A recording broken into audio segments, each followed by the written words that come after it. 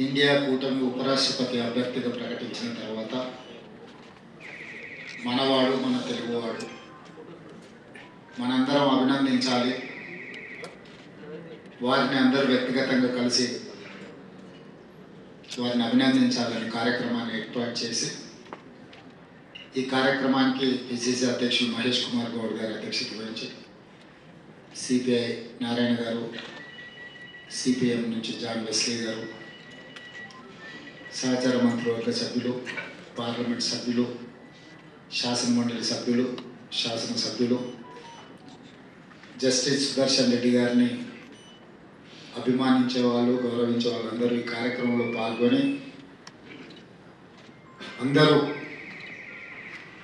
ఒకతాటి మీదకి వచ్చి తెలుగు వాళ్ళందరూ కూడా జస్టిస్ సుదర్శన్ రెడ్డి గారికి అండగా నిలబడాలి అని చెప్పి ఈ కార్యక్రమంలో మనం నిర్ణయం తీసుకోవడం జరుగుతుంది.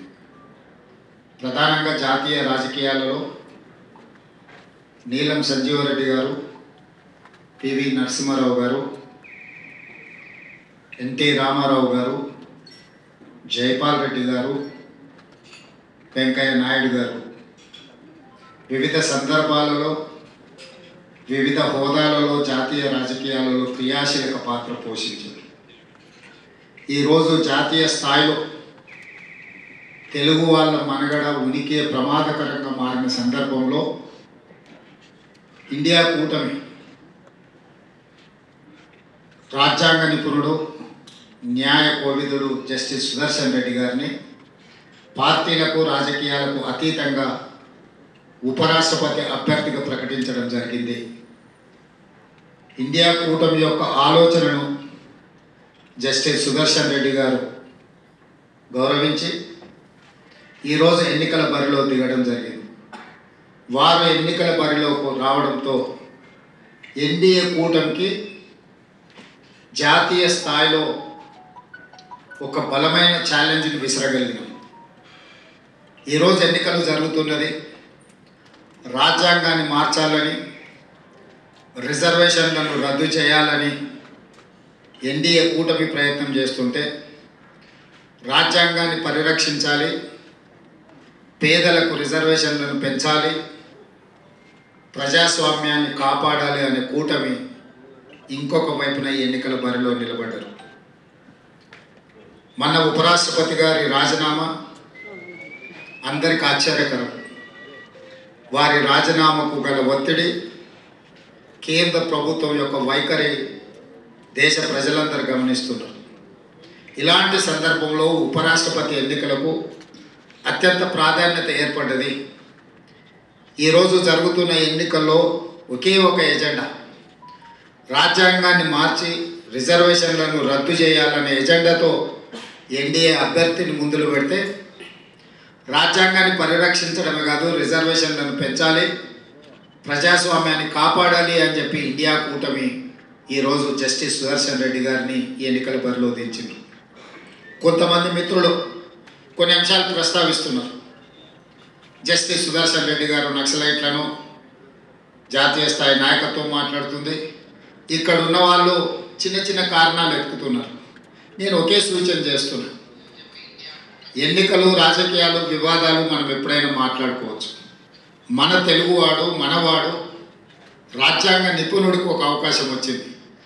జాతీయ స్థాయిలో మనం ప్రతిష్ట కోల్పోతున్న సందర్భంగా తెలుగు వాళ్ళ యొక్క గౌరవాన్ని, ప్రతిష్టను పెంచే సందర్భంలో జస్టిస్ సుదర్శన్ రెడ్డి గారు అభ్యర్థిగా రావడము, మనందరం ఏకతాటి మీదకి వచ్చి రాజకీయాలను, మన మధ్యలో ఉన్న భిన్న అభిప్రాయాలను పక్కన పెట్టి జస్టిస్ సుదర్శన్ రెడ్డి గారికి అండగా నిలబడాలి అని చెప్పి నేను ఈ వేదిక మీద నుంచి విజ్ఞప్తి చేస్తున్నాను.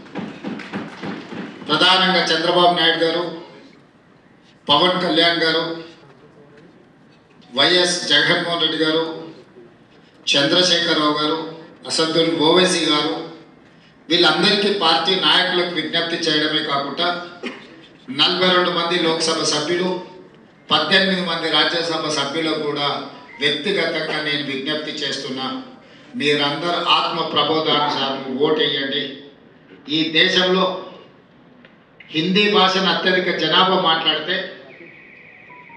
ద్వితీయ స్థానంలో తెలుగు భాష ఉన్నది.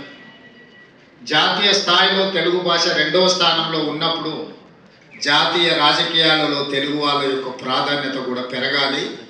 దానికి జస్టిస్ సుదర్శన్ రెడ్డి గారు ఉపరాష్ట్రపతిగా ఎన్నికైతే మన ప్రతిష్ట, మన గౌరవము ఢిల్లీ స్థాయిలో పెరుగుతుంది. కాబట్టి రాజకీయాలకు అతీతంగా ఇప్పుడు దేశంలో జరుగుతున్న పరిణామాలు, ఒకవైపు 18 సంవత్సరాల యువకులకే ఓటు హక్కు ఇచ్చిన రాజీవ్ గాంధీ ఆలోచన విధానం ఒకవైపు ఉంటే, అసలు మాకు వ్యతిరేకంగా ఓట్లు వేస్తారంటే ఆ ఓట్ల చోరీకి పాల్పడతామని ఓట్ చోరీ కార్యక్రమంతో ఎన్నికల్లో నెగ్గాలని ఇంకొక వైపు నుంచి ప్రయత్నం చేస్తున్నారు. ఇట్లాంటి కీలకమైన సందర్భంలో ఉపరాష్ట్రపతిగా పెద్దల సభను నడిపించే బాధ్యత అక్కడ కుర్చీలో కూర్చున్న వాళ్ళ మీద ఉంటుంది.